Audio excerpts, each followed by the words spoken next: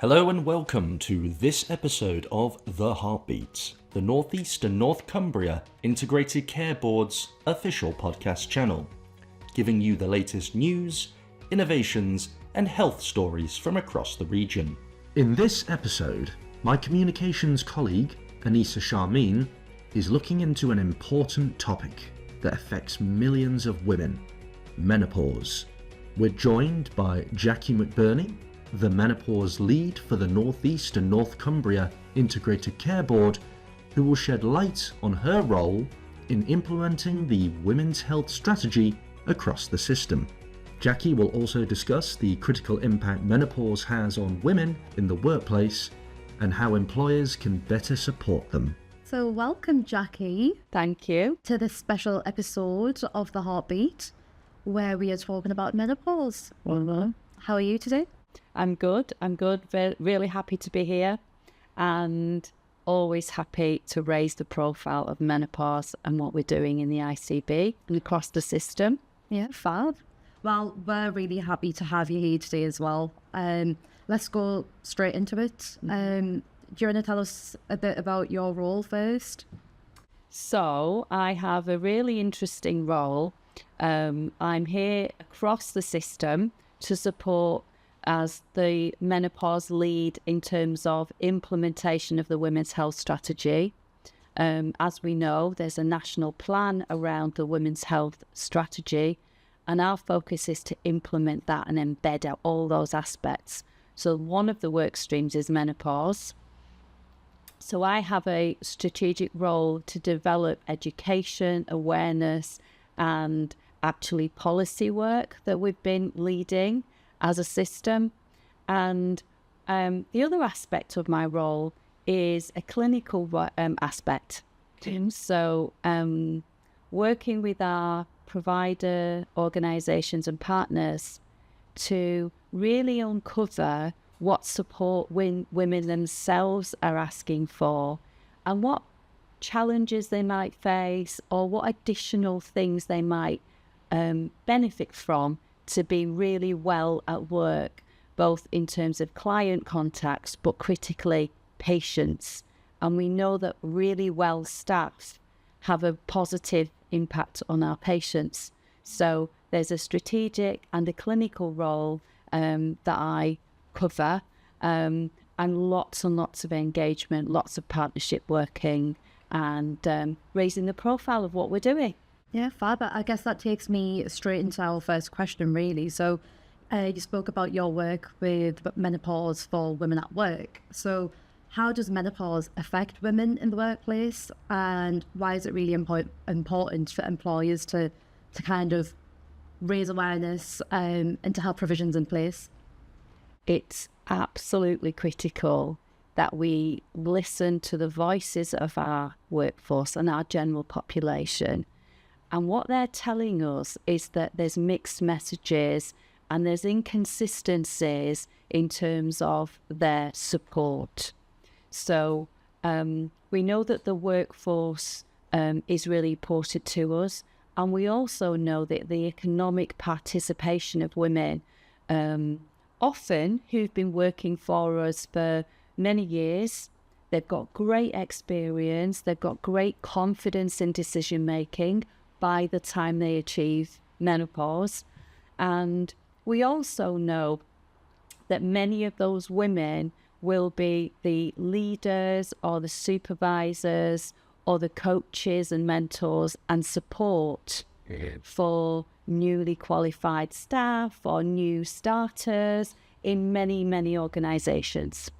So we have the moral and supportive organisation commitment to women at work.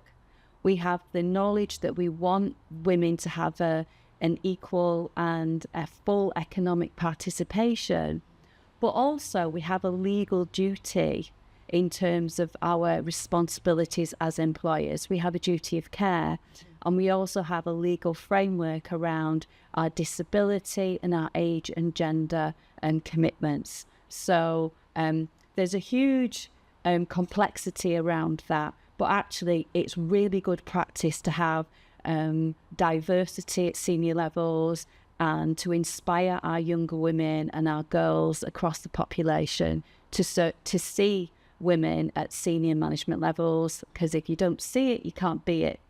So, and that aspect of women engaged as senior leaders and the leadership style that women bring is really different. So we would want to see that, and we would want to optimize women to achieve their best as well. So no, Jacqui, that is fantastic to hear. We all know how important it really is to kind of raise a profile around this.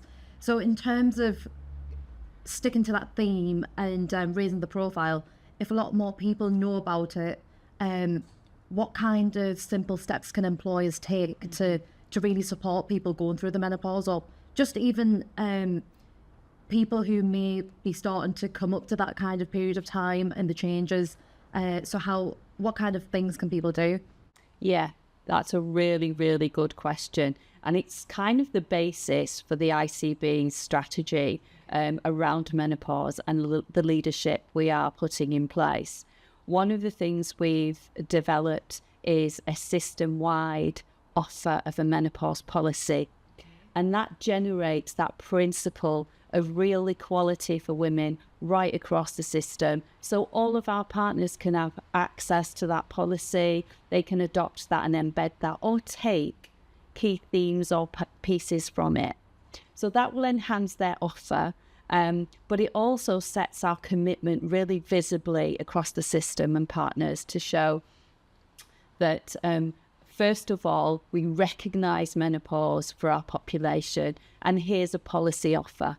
Alongside that policy, we've developed a really robust and broad equality impact assessment, and the full engagement there with local community groups to really feed up and reflect the voices of the women in our population. I was going to say, because the needs of the population are very different depending on what background that you come from.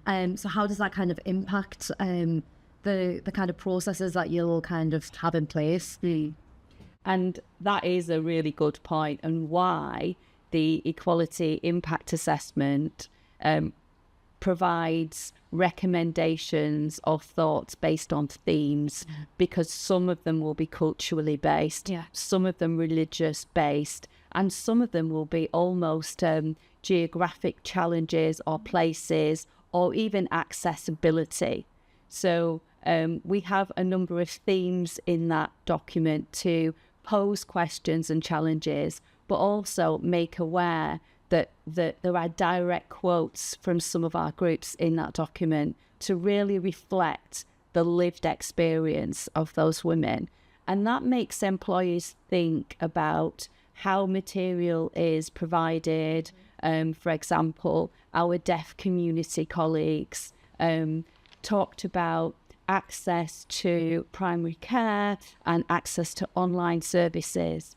And there's lots of work going on with our learning disability community to develop the resources that we have in accessible materials and accessible options as well. So employers can take this forward. We will have a suite of offers for our partners to take, and we will take a leadership approach to support some of the good work, champion some of it, and share some of it as well.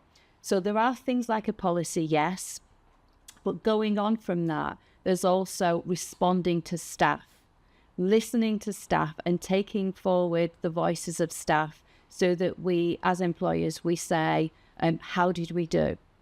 One of those aspects might be flexible working, small changes in working patterns that aren't expensive or aren't in any way detrimental to an organisation being able to deliver or perform well, but for that individual could be the difference between being really well at work and being safe and happy and retained. So we would want to encourage that retention aspect and keep people happy. So workplace flexibility, workplace informal support such as networking, signposting information that we have and we've developed and shared, and then all the way through to that policy perspective too.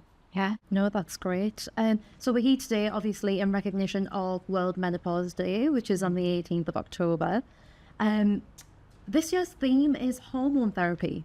Yes. Could you talk to us a little bit about that? So, what is HRT, hormone therapy, for a lot of people who might not know what it is, and when should women consider it? And it's a really, really topical question. And sometimes it takes up such a lot of our education and awareness for our workplace champions training, but for signposting, but also for our staff to make those informed decisions too. Mm-hmm. So it does form quite a core part of the education and awareness for that reason. So it's a really great topic and set by the International Menopause Society every year. So this year's ambition from the International Menopause Society is that we encourage and we try to maximise the equality of access around hormonal replacement therapy, or HRT, for all women, or as many women as would want to make that choice for themselves. And the International Menopause Society have set this theme in response to calls for information and calls for equity from women and clinicians and thought leaders internationally.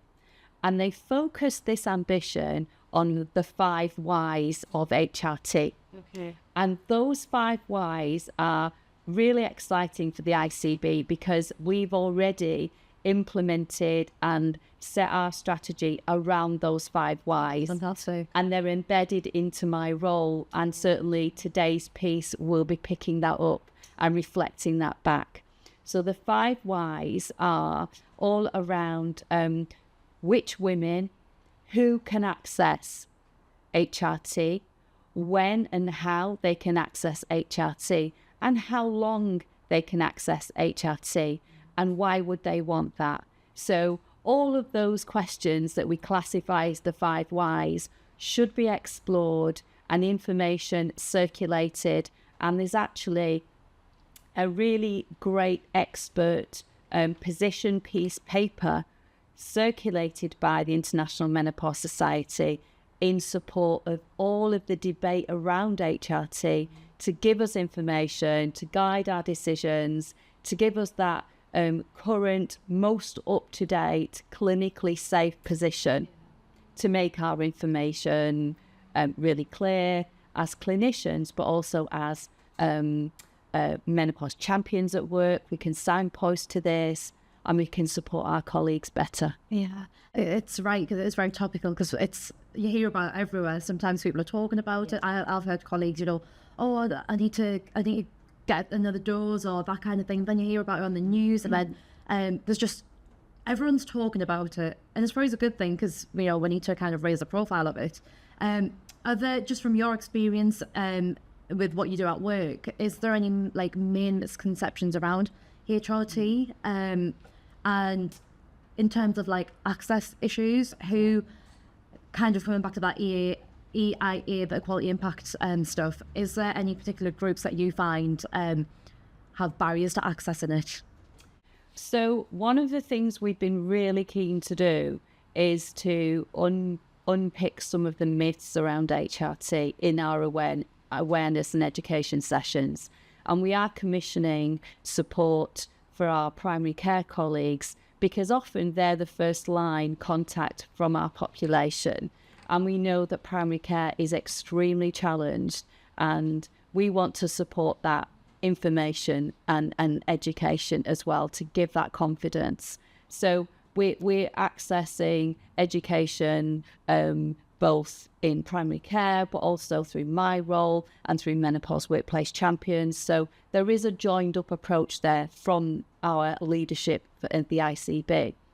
But one of the things we do know from the British Menopause Society research is that for symptoms of the menopause, where women decide, or people decide, that they want support with those symptoms, that HRT is the first line clinical treatment.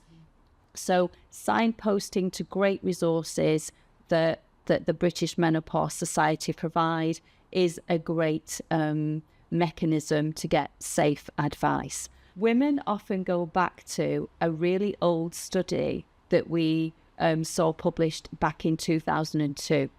And that old study was actually misrepresented in some ways, but also was shown to be less scientific as well.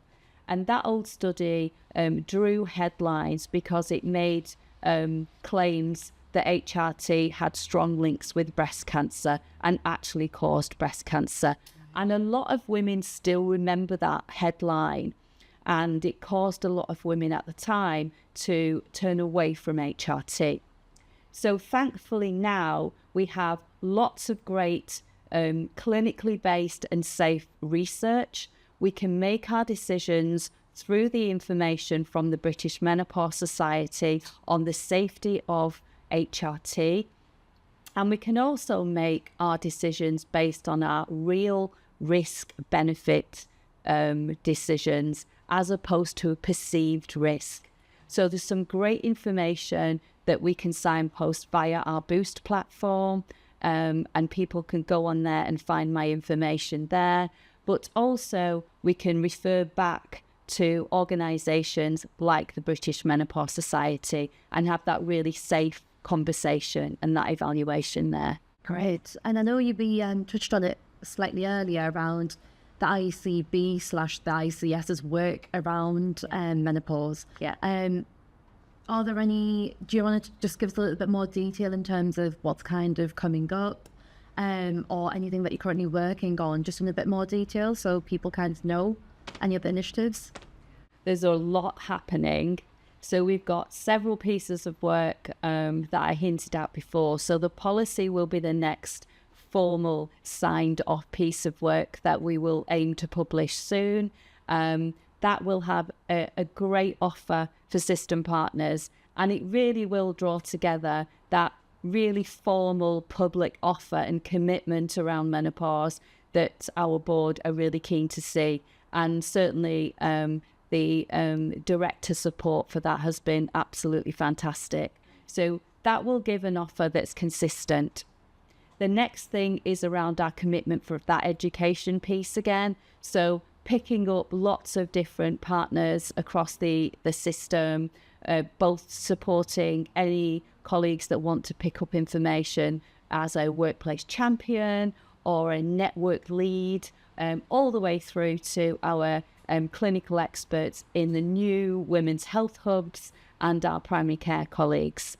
There's a great piece of work picking up on the policy to make accessible versions for our hard of hearing community or our sight lost community and our learning disability communities. So all of those will be feeding into various versions of the policy. And then there's a great piece of work coming up to reflect back the clinical work that I've been undertaking in some of our provider organisations. So working in a hospital with operational staff to say to that group of staff, what is your need around menopause, given that your organisation has a policy in place and training? What is it that you think about when you struggle with menopause or when you think about leaving us? Do you take sick time as a result of menopausal symptoms, and how can we help? Really great themes coming up there, and some of the early themes certainly reflect that mental health aspects are significantly challenging for a lot of our operational staff. So lots of work to do there. That clinic is now running as an extension to Christmas, and we're continuing evaluation work with Teesside University partners. So that will be a really excellent piece of work. And that clinic has now been followed as a fast follower with another provider, and more business cases are coming forward to also develop their own clinics on that model. So we have a model business case template to support our partners to take forward lots of other support clinics as well. So I will be leading and supporting that development longer term. So all this work kind of aligns with the women's health program work that is going on throughout the region.